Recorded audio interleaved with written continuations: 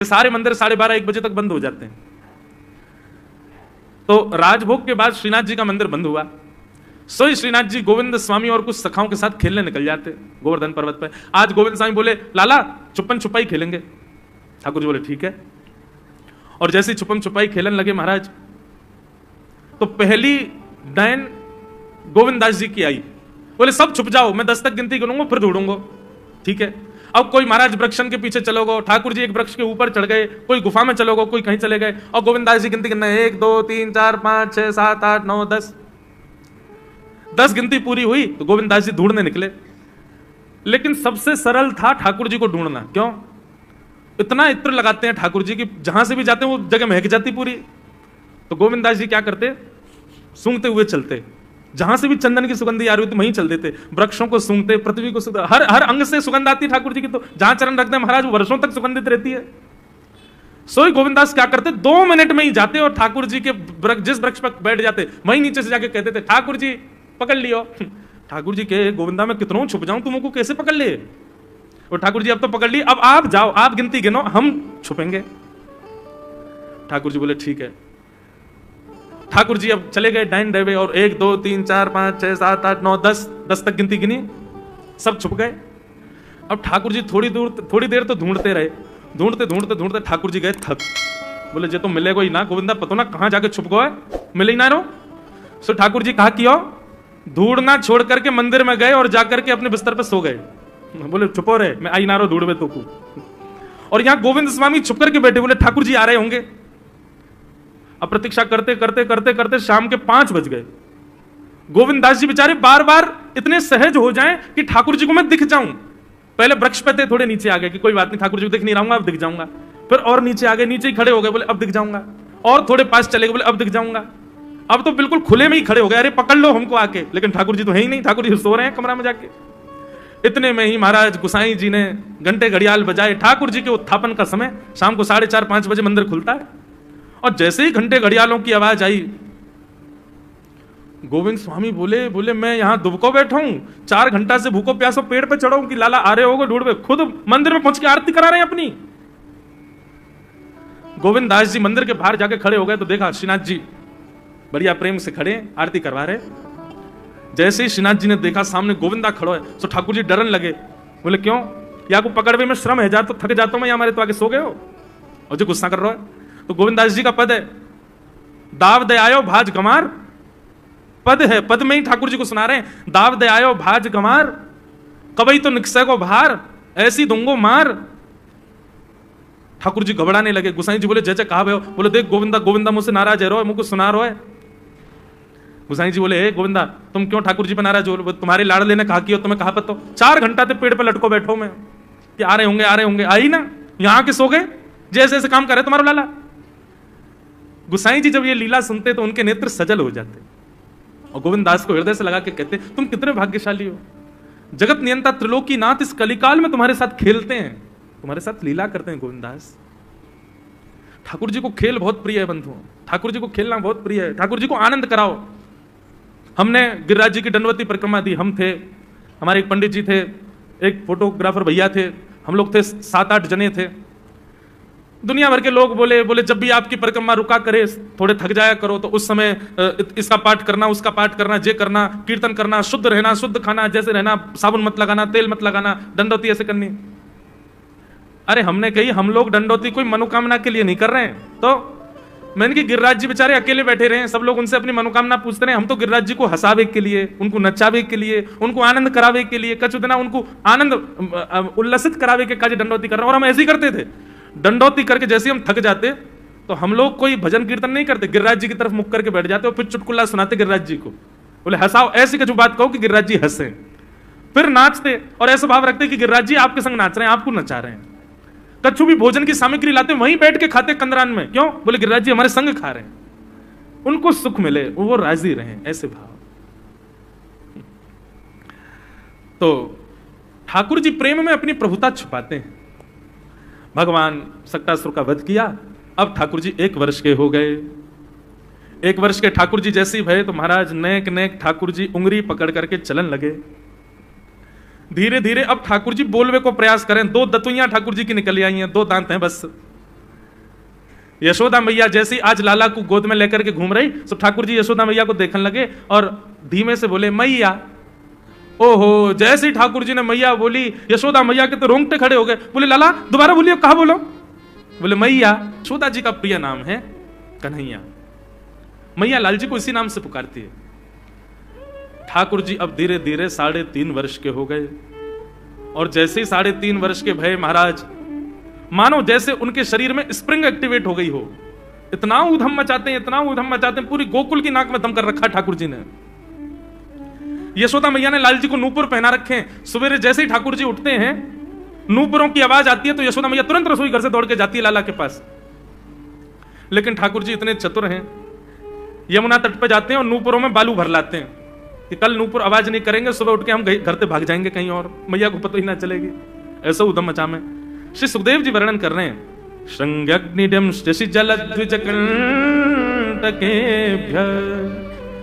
क्रीडा परावति चलौ स्वसुतौ निषेधुम गुह्यानि कर्तुमपि यत्र न तज्जनयो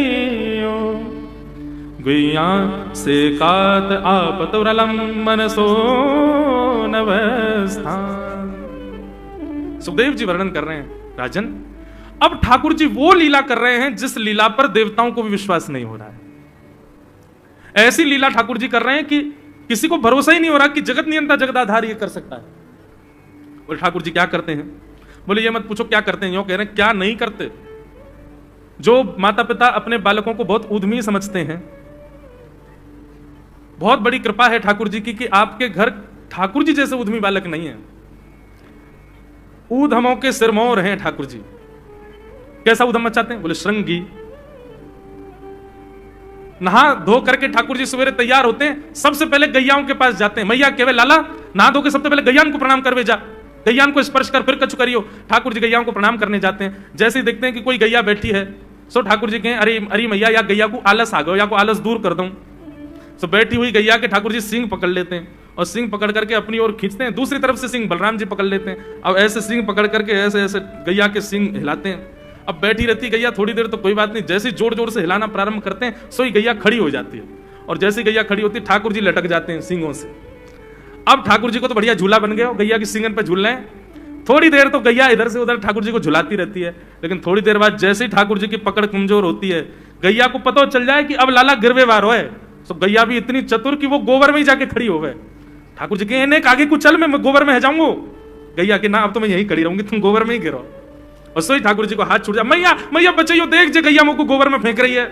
अब मैया जब तक बचावे आवे तब तक तो लाल जी के हाथ छूट जाएं और ठाकुर जी गले गले तक गोबर के ढेर में जाके गिर जाएं। और यशोदा मैया निकाले, कितनों सजाए लो, कितनों ए लाला तू वैसे ही कारो, ऊपर से मैं तो को बढ़िया सुंदर बना के रखूं, लेकिन तू घूम फिर गया गोबर में ही आके चौं खेले। मोह को तो लगे तू पूर्व जन्म को सूकर दिख है। ठाकुर जी मंद मंद मुस्कुरा रहे, हाँ मैया जे बड़ा भगवान को अवतार भयो ना, जाने पृथ्वी की रक्षा करी हिरण्याक्ष से। भैया बोली हाँ वो मैं ही तो हतो, मैं जय जय हूं मैया, वो बड़ा भगवान ही जय जय, वही जय जय तेरे यहाँ लाला बन के आयो है।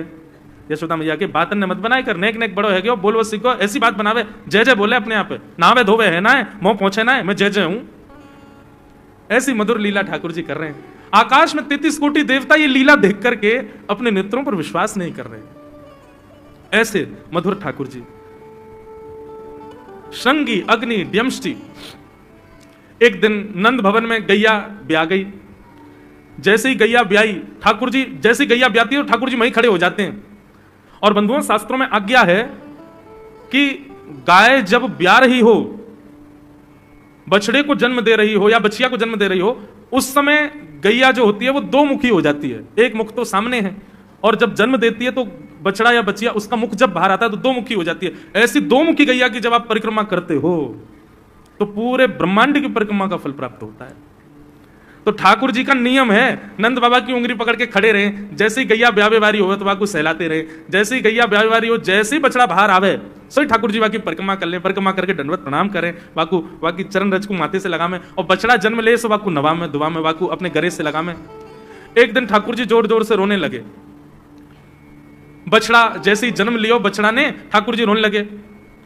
नंद बाबा शांत करा में नहीं माने, बलराम जी ने शांत करायो नहीं माने। यशोदा मैया गोद में लेके बैठी, बोले लाला का भयो, तू रो क्यों रोए? बोले मैया मेरे संग बहुत बुरा भयो। यशोदा मैया बोली कहा भयो? बोले गैया के बछड़ा ने जन्म लियो। मैया बोली तो वाह बछड़ा को मैंने मुंह खोल कर देखो कि सबरे दांत निकल आए। मेरे जन्म को 3 साल है गए, अभी तक 4 ही दांत निकले मैया, वो टूट जाए दमष्टी रो रहे हैं अपने दांतन को, मेरे दांत चौना निकल रहे सबरे। वाह बछड़ा के जन्म लेते ही सबरे दांत आ गए, मेरे दांत चौने ही आ रहे हैं। यशोदा मैया ऐसी मधुर बात सुनकर के लाल जी को हृदय से, पर झूठी झूठी कहती मैया कहती लाला तू दूध ना पीवे ना, पूरे दिन मक्खन खावे, मक्खन चिकनो होवे, दांत निकले चिकनो है सुई पेट में चलो जाए, तू दूध पिए कर। कबहू बढ़ेगी चोटी मैया मोरी, कबहू बढ़ेगी चोटी। कभी अपनी चोटी पकड़ के रोते मैया मेरी चोटी चौना भर रही। बलराम की चोटी देखो कैसी नागिन जैसी चोटी है बाकी, और मेरी चोटी कैसी मैया नेक सी पतरी सी। मैया बोले लाला तू दूध ना पीवे, दूध ते चोटी बढ़े। बलराम में देखिए ऐसा जग भर के दूध पीवे। सो ठाकुर जी दूध को पात्र हाथ में ले में, अपनी चोटी खोल ले में, और फिर चोटी पकड़ करके दूध पी में, और दूध पीते पीते नापते रहे कितनी बड़ी भई कि ना भई अभी। ऐसी मधुर लीला ठाकुर जी करते हैं। ऐसी लीलाएं हैं ठाकुर जी की कि उन लीलाओं को सुनकर के जो ज्ञान के मार्ग को नहीं समझ पाते, जो वैराग्य के मार्ग को नहीं समझ पाते, जो ज्ञान और वैराग्य से ठाकुर जी को प्राप्त नहीं कर पाते, वो इन लीलाओं से ठाकुर जी के हो ही जाएंगे। ऐसी लीला है। और क्या करते हैं ठाकुर जी? बोले द्विजकंटकेभ्य। इतनी मधुर लीला है ठाकुर जी की।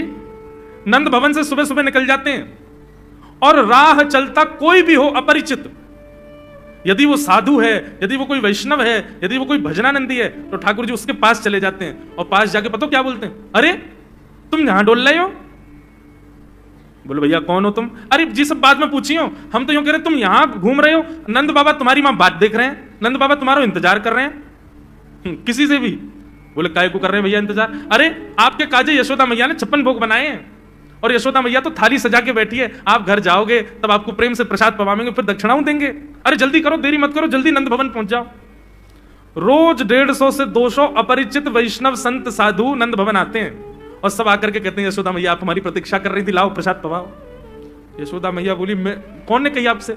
बोले आपको लाला बोल रहा हूं कि यशोदा मैया तो यज्ञ कह रही। यशोदा मैया जैसे तैसे पवा देती, दक्षिणा देती, रात में लाला से कहती चोरे लाला तू सबंते यूं क्यों कहते मैं प्रतीक्षा कर रही? मैया एक तो मैं अपने घर में सब तीर्थन को भेज दूं, ये संत महात्मा चलते फिरते तीर्थ है मैया, इनको जितना ऐसा कि अपने घर बुलाना चाहिए, इनको प्रसाद पवाना चाहिए, या हमारे गोकुल में आवे वाले सब संतन को खोज खोज के मैं तो तेरे पास भेजूं, ताकि तू ने रसोई घर में लगेगी, भोजन प्रसादी बनावेगी और बढ़िया संतन को पवावेगी, तो तेरे घर में सबरे तीर्थ आ जाएंगे मैया। ऐसा प्रेम। एक दिन ठाकुर जी के अब मित्र बन गए। कौन है मित्र? मधुमंगल, श्रीदामा, तनसुखा, मनसुखा, धनसुखा, सुबल, ये ठाकुर जी के मित्र हैं। एक दिन ठाकुर जी अपने सब मित्रन के संग बैठे, और मित्रों के संग बैठे हुए ठाकुर जी बोले भैया कल से हम लोग सब यज्ञ करेंगे। मधुमंगल, श्रीदामा बोले क्यों लाला यज्ञ क्यों करेंगे? अरे नंद बाबा रोज अग्निहोत्र करें, मैंने उनसे पूछी अग्निहोत्र करवे ते कहा हुए, तो नंद बाबा बोले अग्निहोत्र करवे ते मन चाही वस्तु प्राप्त हो जाए, अग्निदेव प्रदान करें। ठाकुर जी के सब सखा बोले लाला तू काय को करेगा अग्निहोत्र? बोले अग्निहोत्र करेंगे, अग्निदेव को प्रसन्न करके कहेंगे हमारी सुंदर सी बहू आ जाए, बस से हमारा ब्याह हो जाए, अग्निदेव की प्रतीक्षा कर, अग्निदेव को प्रतिष्ठान करेंगे। सब श्रीदामा मधुमंगल 3.5 वर्ष के हैं ठाकुर जी। सोचो 3.5 वर्ष के ठाकुर जी, सखा कितने बड़े बड़े होंगे। नेक्स्ट से सबरे सखा बैठ गए, सूखे पत्ता इकट्ठे करके अग्नि प्रज्वलित कर ली, सूखे पत्ता को चूरो बना के आपस में बांट लियो। ठाकुर जी आचार्य बन के बैठ गए और बोले सुनो मैं मंत्र बोलूंगा और जैसे ही कहूं स्वाहा सबरे डालियो, और नेक भी यदि तुमने चूक करी ना, नेक भी मैंने स्वाहा बोली और तुमने नहीं डालो तो फिर मोते मत कहियो, यदि तुम्हारी पत्नी कांडी आ जाए, एक हाथ लूली आ जाए, लंगड़ी आ जाए, तो समय पर स्वाहा करना पड़ेगा। सब ग्वाल बाल बोले जो कहेगा लाला सो करेंगे, तू करवा। ठाकुर जी ओम नम नम स्वाहा, सब स्वाहा, सब एक संग डालते हैं। सीधामा तू देरी ते डाले, देख लियो लंगड़ी आ जाएगी तेरी बहू, अग्निदेव को प्रसन्न करो। इस प्रकार ठाकुर जी सब ग्वाल बालों के संग खेलते हैं। ग्वाल बाल बोले लाला यज्ञ तो है गयो, अब ब्राह्मणन को भोजन के काजे बुलाओ, यज्ञ के बाद ब्राह्मण भोज होना चाहिए। सोई ठाकुर जी अपने सब ग्वाल बालों की उंगली पकड़ करके पूरे गोकुल में जाते हैं, ब्राह्मणों के घर जाकर के कहते हैं आज नंद भवन में बढ़िया उत्सव भयो है, बढ़िया यज्ञ भयो है, भोजन के काजे शाम को आपको परिवार सहित आनो है। सबन को निमंत्रण दिया मैं। अब महाराज नंद भवन से जब निमंत्रण आता है तो ब्राह्मण लोग ब्राह्मणी से कहते हैं कि आज चूल्हा मत जलाना। क्यों? अरे नंद भवन, नंद भवन में भोजन की सूचना मिलती है तो 3 दिन से भूखे रहते हैं ब्राह्मण। क्यों? इतना खवाएंगे नंद बाबा, इतना खवाएंगे यशोदा मैया की पेट भर जाएगा, 2 दिन तक भूख भी ना लगेगी, इतना भोजन करना पड़े। ए ब्राह्मणी चूल्हा मत जलाई और सुन, नमक को पानी और दे दे। नमक को पानी पी पी करके भूख बढ़ाते हैं अपनी। बोले शाम को जाएंगे और बढ़िया चकाचक महाराज 56 भोग पाएंगे। शाम का समय हुआ, सैकड़ों हजारों ब्राह्मण आकर के नंद भवन के बाहर खड़े हो गए। यशोदा मैया ने अटारी से जैसे ही देखा इतने सारे ब्राह्मण, यशोदा मैया उतर करके आई, बोली आओ भगवान पधारो, सबन को जय श्री कृष्ण, सबन को प्रणाम। जे बताओ आज मेरे द्वार पर आप सबन को एक साथ आने को कारण कहा है? किसी को निमंत्रण देकर के और फिर पूछो कारण क्या है, बड़ा अजीब लगता है। किसी को आपने बुलाया भोजन पे, वो बेचारा आ गया, फिर आपको बताओ भैया कैसे आए, कितना अजीब लगे। ब्राह्मण बोले मैया तो हम तो पूछ रही हो यह बात, अरे सवेरे तो भूखे प्यासे बैठे हैं, जल्दी भोजन पवाओ। आपके यहाँ यज्ञ भयो, यज्ञ की पूर्ण आहुति की प्रसादी पावे आए हैं, और कई क्यों आए हैं? यशोदा मैया बोली कौन सा यज्ञ, कब भयो यज्ञ, कौन सी पूर्ण आहुति? ऐसा कछुना भयो हमारे यहाँ, आप लोगों को कोई गलत जानकारी मिली है, कौन ने कही आपसे? ब्राह्मणों के नेत्रों में आंसू आ गए। बोले मैया एक तो हम सवेरे से भूखे, ऊपर से ब्राह्मणी से मना और करे आए कि तू चूल्हा मत जलाइयो। ब्राह्मणी भी बात निहार रही है कि डिब्बा में लेके आएंगे हमारे काजी भी भोजन। खाली हाथ गए तो ब्राह्मणी डांटेगी अलग, मैया तेरो लाला सवेरे सवेरे आयो और सब ग्वाल बालन के संग आके हमसे कह के गयो यज्ञ भयो, यज्ञ की पूर्ण आहुति में भोजन करवे सबन को आनो है, हम तो यही मारे चले आए। यशोदा मैया बोलिया लाला ते कैसे बचूं मैं, पूरे दिन कम से कम 2-2.5 हजार लोगों को निमंत्रण ऐसे ही देते रहे। यशोदा मैया बोली आपकी व्यवस्था करूं, लेकिन पहले यार लाला को तो देखूं मैं, है कहां ये? नंद भवन के पीछे बगीचा में ठाकुर जी अपने सब ग्वाल बालन के संग खेल रहे। यशोदा मैया गई, जाकर के बुलाए, ए लाला, ओ कन्हैया यहाँ पे आ। ठाकुर जी ने जैसी देखी यशोदा मैया बुला रही है, लेकिन यशोदा मैया के संग जे कौन खड़े हैं? ए श्रीदामा मधुमंगल। बोले हाँ ये तो सांची में आ गए सबरे ब्राह्मण, हम तो ऐसे खेल खेल में निमंत्रण दे के आए इनको। मैया बहुत मारेगी, भैया मैं अकेला नहीं जाऊंगा, तुम भी चलो मेरे संग, यदि मुंह में एक थप्पड़ पड़ो तो तुम मुंह पड़वाऊंगा। मैया बहुत मारेगी आज। और मधुमंगल श्रीदामा जबरदस्ती उनको हाथ पकड़ के ठाकुर जी ले गए। हाँ मैया बता कहा कह रही? मैया ने कान पकड़ो, अरे लाला जो जो बड़ो है तो जा रहा हो, तेरे उधमन की सल ना है पड़े। कहा क्यों तेने? बोले कहा क्यों मैंने, जे सब कौन है? मुझे का पता कौन है, मैं ना जानू मैया इन्हें। बोले जे सब रे ब्राह्मण है हमारे गोकुल के, और सब यूं कह रहे हैं तेने इनके घर जाके इनको सबन को निमंत्रण दियो, यूं कहीं हमारे यहाँ यज्ञ भयो आकर के आप सबन को भोजन पानो है। मैया तेरी सौगंध खा के कह रहा हूं, मुझको तो जीव ना पता इनको घर कौन सी गली में, झूठ बोल रहे हैं सब रे, मैंने निमंत्रण ना दियो। ब्राह्मण सब बोले मैया देखो कैसे सफेद झूठ बोल रहे हैं आपके आगे। मैया बोली सच बता तेने निमंत्रण क्यों दियो? तब ठाकुर जी बोले मैया बताऊं? बोले बता। बोले हम खेल खेल को यज्ञ कर रहे, वाह यज्ञ में सामग्री नहीं, वाह यज्ञ में मंत्र बोलने वाले भी ना है, वाह यज्ञ में कोई ब्राह्मण भी ना हो, हम आपस में ही सब यज्ञ कर रहे। भाई यज्ञ के बाद ये मधुमंगल बोलो ब्राह्मण भोजन होना चाहिए, तो हमने इन ब्राह्मण को न्योता दे दियो। मैया बोली अब ये ब्राह्मण आगे कहां पवाऊं? बोले मैया देख सीधी बात है, यहां में ज्यादा चिंता करने की कोई बात ही ना है। जब बिना मंत्र के, बिना ब्राह्मणन के, बिना यज्ञ सामग्री के हमारा यज्ञ है सके, तो ऐसे ये भी खाली खाली दोना लेके बोलते हैं हाँ भाई रसगुल्ला बहुत बढ़िया बनो है, ये देखो ओ हो मोहन थार तो बहुत ही बढ़िया बनी है, सब्जी तो पूरी कितनी बढ़िया लग रही है, खाली पत्तल लगा दे, खाली दोना लगा दे, और भाव से ये लोग भी पाल लेंगे है भोजन, भाव को यज्ञ भाव को भोजन। ब्राह्मणों को बंधुओं गुस्सा, ठाकुर जी की लीला पे किसी को क्रोध नहीं आता, सब हंस जाते। पर यशोदा मैया आधी रात में रसोई बनाती है, सब ब्राह्मणों को पवाती है, और इतना बनाती है कि उनके घर भिजवाती है। मैया बोले लाला इतना काम करावे। बोले मैया तू बैठी बैठी ना मोटी है गई है, हमारे मुंह को लगे, तू पूरे दिन लगी रहकर रसोई में कछु कछु बनाती रहकर। ऐसी ठाकुर जी की मधुर लीला। बंधुओं भगवान ने चोरी क्यों की? अभी तक चोरी शुरू नहीं हुई ठाकुर जी की। अब ये चोरी का प्रसंग कैसे प्रारंभ होता है? एक दिन ठाकुर जी अपने ग्वाल वालों के संग खेल रहे थे, तो ठाकुर जी ने ऐसे खेल खेल में श्रीदामा को धक्का दिया, श्रीदामा गिर गया, बहुत जोर से रोया। ठाकुर जी बोले अरे भैया शांत है जा, लग गई अरे ठीक है अब शांत है जा, लेकिन श्रीदामा शांत नहीं हो गए। ठाकुर जी बोले तुम कैसे हो? गोकुल में रहे में हम, गोकुल को मतलब है जहां हर घर में 1000 गैया, उसका नाम है गोकुल। इतनी गैयान को दूध घी दही सब हमारे घर में हो गए, अरे खा पी के ना बढ़िया अपनी शरीर को बनाओ, खेल खेल में लगती रहे, इतना रोवे को कहा मतलब है? तो श्रीदामा क्रोध में भर के बोला तू तो राजा को बेटा है लाला, तो को मक्खन खावे को मिले, घी खावे को मिले, दही पीवे को मिले, हम लोग तो बेचारे गरीब ब्रजवासी हैं, हम लोग जितना दूध घी दही बना में सब कंस के लोग ले जामे हमारे यहां से। कंस ने ब्रजवासीन के ऊपर कर लगा रखो है, टैक्स लगा रखो है, कहा कि प्रत्येक ब्रजवासी को इतनो मटका भर के घी, दूध, दही सब मथुरा भेजना पड़े, हम लोग घर में ना रख सकें, क्योंकि कंस के सिपाही जब आके हमारे घर की तलाशी करें, यदि इतने मटका हमारे घर को प्रसारित हैं, वहां से ज्यादा यदि हमारे घर में मिल गए तो मृत्यु दंड होगा हमारा। समझ रहे हैं बात? कंस ने पूरे ब्रजवासियों को कह रखा है कि हर घर में 4 मटकी से ज्यादा नहीं होनी चाहिए, उससे अधिक आने वाला दूध, घी, दही ये सब मथुरा भेजना है। और यहां हर ब्रजवासी के यहां 1000 गैया, और 1000 गैयाओं का जितना दूध, घी, दही होता है उसमें से 4 मटकी केवल घर में रहती हैं, बाकी सब मथुरा भेजना पड़ता है। या हमारे लाला हम लोगन को खावे पीवे को ना मिले, तू तो राजा को बेटा है, तेरे नंद बाबा तो गोकुल के राजा हैं, या हमारे तू को तो खूब छूट है, हम लोगन को छूट ना है। ठाकुर जी बोले ये बात है? बोले हाँ। ठाकुर जी बोले मेहनत करें हम, गैया को पालें हम, गैया को घास खवाएं हम, गैया की सेवा करें हम, और दूध पीवे को वो राक्षस कंस। अभी तो मैं छोटा हूं, मेरी बात कोई मानेगा नहीं, लेकिन प्रलय तो अब तक लानी पड़ेगी। और कैसे लाएंगे? बोले राजी राजी यदि मक्खन दूध दही नहीं मिल लो तो चोरी करके खाओ, हमारो ही मक्खन है, हमारो ही दूध है, हमारो ही दही है, लेकिन अभी हम बालक हैं, हम ज्यादा कुछ बोलेंगे हमारी कोई बात मानेगा ना, लेकिन ये सद वस्तु कुपात्र के हाथ में नहीं जानी चाहिए। राजी राजी नहीं मिलता तो चोरी करके खाओ, जब कर देवे को नंबर आवेगो तो सब पूछेंगे भाई कहां गए मक्खन दूध दही? बोले घर में तो है ना। बोले तो कहां गए? बोले चोर चोरी कर ले गए। और यही भाव से हम ब्रजवासी को खावे पीवे को मिला करेगो। मधुमंगल श्री राम बोले लाला तू जो कहेगो सो करेंगे, लेकिन चोरी नहीं करेंगे। ठाकुर जी बोले तो ठीक है, कल से तुम लोग अलग खेलो, मैं और दाऊ दादा अलग खेलेंगे, हमारे संग मत खेलना। मधुमंगल श्री राम बोले अरे लाला तू ना जाने, मैया यो के लाला जो चाहे करियो, चोरी मत करियो, चोरी करवे तो ब्याह ना होवे। ठाकुर जी बोले ब्याह की पड़ रही है तो है ब्याह ना होवे, ऐसो पत्र पूछ रहा सो है गयो, पत्रो दुबरो सो तू सीख जैसो है गयो, तो कौन ब्याह करेगा ऐसे? अरे ब्याह करना तो ने खाया ने पी ने बढ़िया, गाल तेरे बढ़िया होंगे, शरीर ने बढ़िया होगा तभी तो ब्याह होएगा।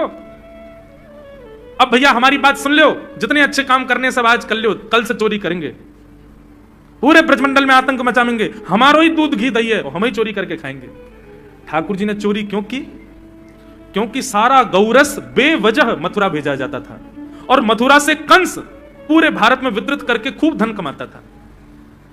इस वजह से ब्रजवासी प्रताड़ित होते थे, क्योंकि गैया के लालन पालन में जितना खर्चा होगा सब करो ब्रजवासी। 4 मटका दही, अच्छा प्राचीन जब ठाकुर जी पृथ्वी पर पधारे तब कोई व्यापार नहीं था, ब्रजवासियों पर एक ही व्यापार था, 2 व्यापार थे, या तो घी बेच के, दही बेच के, दूध बेच के धन कमाओ, या फिर खेती बाड़ी करके अनाज बेच करके धन कमाओ, वही तो व्यापार था। उसमें भी 4 मटके मिलते थे, 4 में से 3 को तो बेच देते थे, 1 में पूरा घर चलता था। यह हालत थी ब्रज की। इसलिए ठाकुर जी ने कहा कि भैया राजी राजी नहीं तो गैर राजी, हम जितने बाकी की मटकी मथुरा भेजे वाली उनको सबन को तोड़ फोड़ करेंगे, उनमें से मक्खन निकाल निकाल के खाएंगे, एक दूसरे को खवाएंगे, और सब यहीं रहेगो, मथुरा नहीं जाएगो कछु भी। इसलिए ठाकुर जी ने चोरी की। ठाकुर जी बोले प्रैक्टिस मेक्स मैन परफेक्ट, सबसे पहले प्रैक्टिस अपने घर में ही कर लें कैसे करनी है चोरी। सो अगले दिन ठाकुर जी सवेरे उठे और देखने लगे यशोदा मैया देख तो नहीं रही, और ठाकुर जी चुपचाप गए महाराज जहां पर सारे मक्खन दूध दही रखे, वहां पहुंच गए गौरस भंडार में। और गौरस भंडार में एक मटकी के ऊपर से ढक्कन हटाए करके जैसे ही ठाकुर जी ने हाथ बोर के पानो प्रारंभ किया, सामने एक खंबा था, उसमें मणि लग रही थी। आज पहली बार 3.5 वर्ष की आयु में ठाकुर जी ने अपना प्रतिबिंब देखा, पहली बार अपने आप को देखा दर्पण में। बंधुओं, बच्चों को शीशा नहीं दिखाते, छोटे बच्चों को तो दिखाते ही नहीं, और 3-4 वर्ष तक भी बालक को अपनी शक्ल थोड़ी देखता है वो। अब इसके पीछे कारण बहुत सारे बताए जाते हैं, परंतु हमें तो लाल जी से मतलब, लाल जी का क्या है? ठाकुर जी ने जैसे ही प्रतिबिंब में अपने रूप को देखा, अपने रूप को देख करके ठाकुर जी बोले हो तू भी आयो यहां चोरी करवे? अपने आप से बात कर रहे हैं ठाकुर जी। अरे मैंने कही तो हती अपने अपने घर में चोरी करनी है, तू दारी के मेरे घर में आगो चोरी करवे? ठाकुर जी अपने प्रतिबिंब से बात कर रहे हैं। अब गौरस भंडार में ठाकुर जी की आवाज गूंज रही थी, और वो गूंजते हुए रसोई घर में जा रही थी। रसोई में मैया ने सुनी, बोले लाला कहां थे बोल लो है, उठ गयो कन्हैया, मुंह को पतो भी ना चली, नूपुरन की आवाज ना आई। मैया दौड़ करके गई तो देखा ढूंढते ढूंढते गौरस भंडार में ठाकुर जी अपने प्रतिबिंब से बात कर रहे हैं। कितनी सुंदर झांकी है ठाकुर जी की। ठाकुर जी मक्खन पा रहे हैं, बोले अच्छा अब आ तो गए हो यहां पे, लेकिन सुन चुपचाप चोरी करके भाग जाइयो, मेरी मैया बहुत मारेगी तो को, बाकू यदि पतो चल गई तू चोरी कर रहा है तो को उखलते बांध देगी, मेरी मैया बहुत मारेगी, चुपचाप चोरी करो, निकल ले यहां से।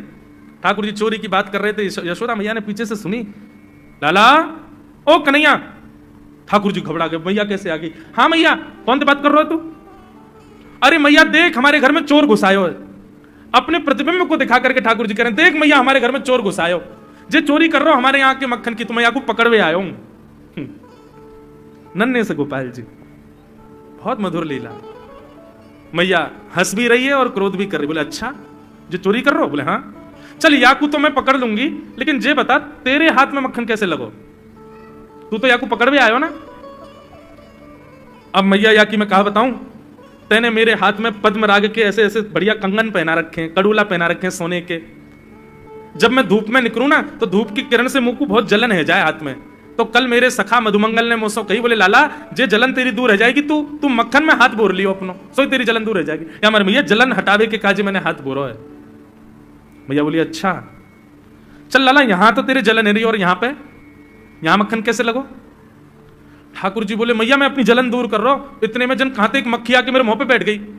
बाकू उड़ावे के काजे मैंने जैसे मुंह पे हाथ किया, सो मक्खन मेरे मुंह पे लगो। मैया मैया बोली लाला तू चोरी भी करन लगो और अब झूठ भी बोलन लगो मुझसे। मैया ने गोदी में बैठा लिए लाला। बोले लाला तू चोरी नहीं करेगो, तू मेरी सौगंध खा, तू आज के बाद चोरी नहीं करेगो। ठाकुर जी बोले नहीं करूंगा मैया, लेकिन एक वचन दे। बोले कहा चाहिए वचन में? बोले पहले वचन दे, जो मांगूंगा सो देगी। मैया बोली जो मांगे को सो दूंगी, चोरी छोड़ दे। बोले सौ खाऊं पर घर ना जाऊं मैया, अब ना करूंगो चोरी, अब ना करूंगा मैया, पर सांची कह कब लावेगी मोकू तू दुल्हन गोरी। भैया मैं चोरी छोड़ दूंगा, आज तो ही बंद, पर यूं बता मेरा ब्याह कब करावेगी? मैया बोली लाला तू अभी नेक सो तो है, छोटो सो तो है, नेक बड़ो है, जा फिर तेरा ब्याह कर दूंगी। और ये ब्याह की तू कौन सिखावे तो को ब्याह की बात? बोले मैया ये श्रीदामा मोकू भरतो रे पूरे दिन, तू ब्याह कर ले, तेरी उम्र है गई, बुढ़ापा आ जाएगा। मैया बोली या मधुमंगल है तो मैं बताऊंगी, 3.5 बरस के छोरा तो कह रहा हूं बुढ़ापा आ जाएगा। अभी खड़ो है वो सीखो, अभी बोलना सीखो, यानी दांत भी पूरे ना आए और ब्याह की बात करे।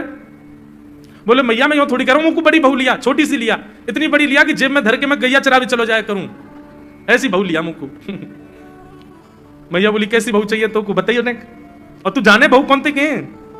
मैया बोले हाँ मैं जानू। ठाकुर जी बोले मैं जानू मैं बहू कौन थे के? बोले जैसे नंद बाबा की तू बहू है ऐसी मेरी बहू आ जाएगी। बहुत मधुर लीला है, ऐसी ठाकुर जी लीला करते हैं। ठाकुर जी ने ग्वाल वालों से कहा भैया मिशन फेल हो गया, घर में तो चोरी नहीं कर पाए हम, अब दूसरे इनके घर में दावे बोलो। एक दिन महाराज ठाकुर जी का जब आतंक खूब बढ़ गया गोकुल में, सब गोपियों ने जाकर के मैया से शिकायत करी है। वत्सान मुंचन क्वचित समय क्रोश संजात हास स्तेयम स्वाद्वद्धधिपयः कल्पितैस्तेययोगै मर्कान् भोक्षन् विभजति सचेन नात्रिभाण्डं भिनत्ति द्रव्यालाभे सग्रह कुपितो यात्युपक्रोशतोकान्। सब गोपियों ने जाकर के मैया से शिकायत करी। बोले मैया अपने लाला को संभाल लियो, नहीं तो कावदना हम देख लेंगे और फिर हमसे मत कहियो कि तेने मेरे लाला से क्यों कही। मैया बोली कहा क्यों मेरे लाला ने? गोपी बोली ये बस सुन लो और यूं बताइयो कहा ना करे तुम्हारा लाला। देख वे मैं 3.5 बरस को है, बाकी पेट में इतनी बड़ी बड़ी दाढ़ी है, बाकी मतलब नंद रानी तेरो लाला जबर भयोरी, मेरी मटकी उलट के पलट गयोरी, नंद रानी तेरो लाला जबर भयोरी। जबर मतलब अब सुगड़ है गयो है, नेक बलवान है गयो है, सब जानकारी है या कुछ छोटो बालक मत समझियो। गोपियों ने जाकर के अपनी अपनी दुख दर्द सुनाए मैया को। मैया बोली अरे भैया मेरे लाला को मक्खन की कोई कमी थोड़ी है, मेरे लाला को दूध की कोई कमी थोड़ी है, मेरे लाला चाहे तो मक्खन से नहावे, दूध में नहावे, इतना मक्खन दूध दही मेरे घर पे, तुम्हारे यहां क्यों चोरी करेगो? अरे कई बार बालकन को अपने घर को भोजन बढ़िया ना लगे, दूसरे के घर को बढ़िया लगे, अगर बार ने तुम्हारे यहाँ की नेकात मक्खन खा लिया तो वहां इतना रो क्यों रही हो? मैया आपको अपना लाला बहुत सीधो लगे ना, हम बताएं कहा करे तुम्हारा लाला? बोले स्वयं खावे हमको कोई दिक्कत नहीं, लेकिन या की एक पूरी मंडली है और पूरी रजिस्टर्ड मंडली है, बाल गोपाल चौर प्रचार प्रसार मंडल, ये घर घर जाके चोरी करते हैं। और मैया तुम्हें कहा बताऊं, जैसे ही कोई गोपी के नयो बालक होवे ना तो तुम्हारो लाला पूरे मंडल के साथ आवे, और वह लाला के सिर पे हाथ धर के, छोटे से बालक के सिर पे हाथ धर के बस 1 वर्ष की प्रतीक्षा, फिर तुम भी हमारी मंडली में आ जाओगे। पूरे गोकुल में भय है तुम्हारे लाला को। बोले स्वयं खावे, ग्वाल बालन को खवावे। मैया यहां तक भी बात समझ में आवे, ग्वाल बालन को खवावे, मरकान भूक्षण। यो नहीं कि नेकाद मक्खन बच जाए तो रहम करके हमारे काज छोड़ जाए, वाकू बंदरन को खवा दे। एक गोपी बोली मेरे यहां तो इतना मक्खन की स्वयं ने खा लियो, बालकन को खवाई दियो, बंदरन को फिर भी बच गयो, तो भी छोड़ के नहीं गयो। बोले नात्री भांडम भिनत्ती, फोड़ गयो मटकी। और बोले मक्खन को खाकियो, बोले पूरे घर में लेप लगा गयो, वाको पूरे घर में पहुंचा कर गयो मक्खन को। मैं और मेरी सास यमुना जल भरवे गए, सिर पे मटकी 2-3 मटकी रखी, बड़े अचक्के हम लोग चल रहे। हमें कहा पता ही कि हमारे घर में मक्खन चीकने के लेप है गया। मेरी सास ने जैसे ही पहलो पैर रखो घर के भीतर, ऐसी रिपटी कि आज तक उठना पाई है। ये तुम्हारो लाला करे? नात्री भांडम भिनत्ती। यशोदा मैया आश्चर्यचकित होकर सुन रही है। बोले ये नेक्सो लाला ये करे? हाँ मैया।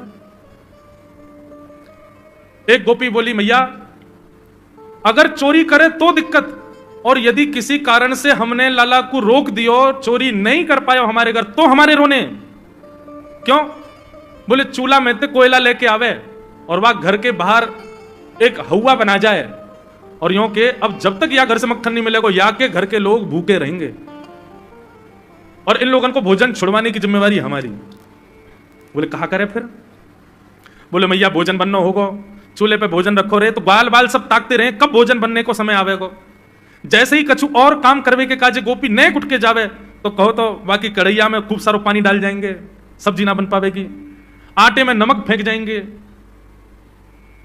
एक गोपी बोली मेरे यहां जो कियो वो तो कोई के यहां ना कियो होगा। बोले कहा? बोले मेहनादी निवास्तव, मेहनादी निवास्तव। क्या किया? बोले मैया 3 दिन तक प्रयास किया तुम्हारे लाला ने, मेरे घर से चोरी नहीं कर पायो, तो टेढ़ी सी नजर करके बोलो कल तेरे घर में सब लोग भूखे रहेंगे, भोजन ही नहीं बनेगा तेरे यहां। मैंने कि लाला चल बात मत बना, भग जाए चल। और मैया माने वो कर दियो। बोले कहा कियो?